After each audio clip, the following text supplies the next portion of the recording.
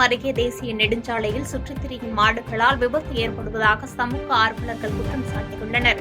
செங்கல்பட்டு மாவட்டம் மதுராந்தகம் மற்றும் அச்சிறுபாக்கம் தேசிய நெடுஞ்சாலைகளில் மாடுகள் சுற்றித் திரிவதால் தொடர்ந்து விபத்துகள் ஏற்பட்டு வருவதாக கூறப்படுகிறது. கடந்த 2 தினங்களுக்கு முன்பு மணிமங்கலத்திலிருந்து சபரிமலைக்கு 13 பேரை ஏற்றி சென்ற வேன் தேசிய நெடுஞ்சாலையில் மாடு குறுக்கிட்டதால் தலைக்குப்புற கவிழ்ந்து 13 ஐயப்ப பக்தர்கள் படுகாயமடைந்த சம்பவமும் அரங்கேறியுள்ளது. பேராபத்து ஏற்படும் முன்பு சாலையில் சுற்றித் திரியும் மாடுகளின் உரிமையாளரிடம் அபராதம் வசூலித்து தேசிய நெடுஞ்சாலைகளில் விபத்தில் சிக்கும் நபர்களின் குடும்பங்களுக்கு வழங்கிட வேண்டும் என்று கோரிக்கை எழுந்துள்ளது.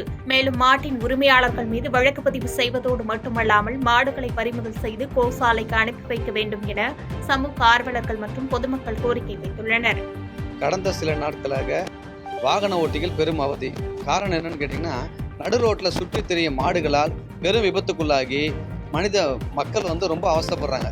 அதை உடனே மாவட்ட நிர்வாகமும் பேரூராட்சி நிர்வாகமும் இதை கவனத்தில் கொண்டு மாடுகளை பிடித்து கோசாலையில் விடுமாறும் மாடுகளுடைய உரிமையாளர்களுக்கு தகுந்த அபராதம் விதிக்குமாறும் சமூக ஆர்வலர்கள் கேட்டுக்கொள்ளப்படுகிறது. கடந்த 2 நாட்களுக்கு முன்னாடி பார்த்தீங்கன்னா, சென்னையிலிருந்து புறப்பட்டு சபரிமலைக்கு செல்லக்கூடிய 13 ஐயப்ப பக்தர்கள் குழந்தைகளோடு சென்ற வாகனம் மாடை காப்பாற்ற வேண்டும் என்ற ஒரு எண்ணத்தில் பிரேக் அடித்து அச்சிரப்பாக்கம் பஜார் வீதிக்கு செல்ல அந்த தேசிய நெடுஞ்சாலையில் பெரும் விபத்துக்குள்ளாகி குழந்தைகளெல்லாம் அடிபட்டு மதுராந்தகம் மருத்துவமனையில் எங்களை போன்ற சமூக ஆர்வலர்கள் அவர்கள் அழைத்து சென்று மருத்துவ உதவிக்கு மருத்துவமனையில் அனுமதிக்கப்பட்டோம்.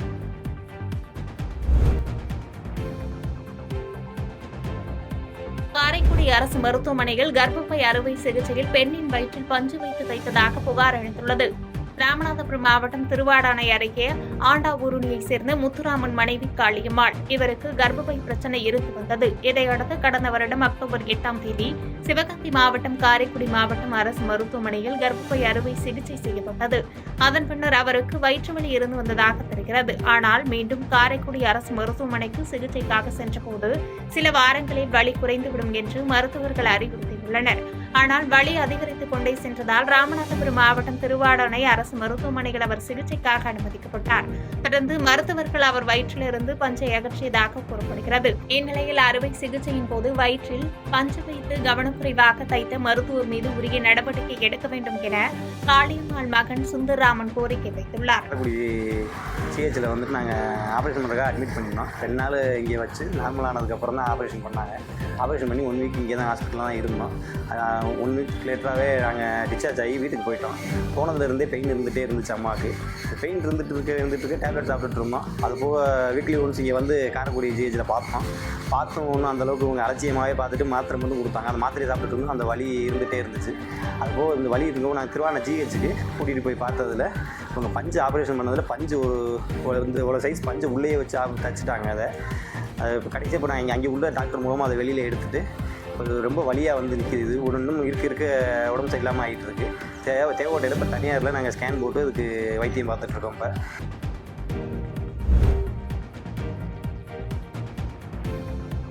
செங்கோட்டையில் சுகாதாரமும் பாதுகாப்பும் இல்லாத முறையில் காணப்படும் குடிநீர் தொட்டியை முற்றிலுமாக அகற்றி புதிய குடிநீர் தொட்டி அமைக்க வேண்டும் என அப்பகுதி மக்கள் கோரிக்கை வைத்துள்ளனர். தென்காசி மாவட்டம் செங்கோட்டை நகராட்சிக்குட்பட்ட 12வது வார்டு பகுதியில் குடிநீர் தட்டுப்பாடானது அவ்வப்போது நிலவி வருகிறது.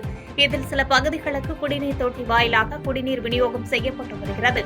இந்நிலையில் குடிநீர் விநியோகம் செய்ய பயன்படுத்தப்படும் குடிநீர் தொட்டியானது முற்றிலுமாக சுகாதாரமற்ற முறையில் காணப்படுகிறது. இதுகுறித்து அப்பகுதியைச் சேர்ந்த வார்டு கவுன்சிலர் இசக்கிதுரை நகராட்சி நிர்வாகத்திடம் கடந்த 4 மாதங்களாக புகார் மனு கொடுத்தும் எவ்வித நடவடிக்கையும் எடுக்கவில்லை என்று குற்றச்சாட்டு அளித்துள்ளது.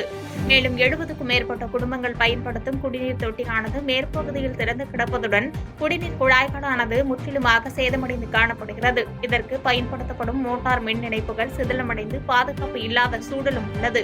எனவே அடிப்படை தேவையான குடிநீர் ஆதாரம் இல்லாமல் தங்கள் பகுதி மக்கள் மிகவும் சிரமத்திற்கு உள்ளாக்கி வருவதாகவும், எனவே இதுகுறித்து மாவட்ட நிர்வாகம் தலையிட்டு உரிய நடவடிக்கை எடுக்க வேண்டும் என்று அப்பகுதி பொதுமக்கள் கோரிக்கை விடுத்துள்ளனர். வார்டு 12ல் உள்ள டேங்க் ஒரு 4 மாசத்துக்கு முன்னே மனு கொடுத்தேன்.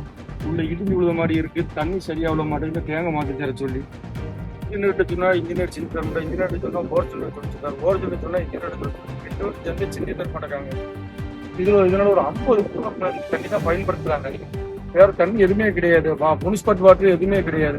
பாதகம் செய்பவரை கண்டால் நாம் பயம் கொள்ளலாகாது பாப்பா. மோதி மிதித்து விடு பாப்பா, அவர் முகத்தில் உமிழ்ந்து விடு பாப்பா. அண்மை செய்திகளை உடனுக்குடன் தெரிந்து கொள்ள இணைந்திருங்கள் எம் நாடு தொலைக்காட்சியுடன்.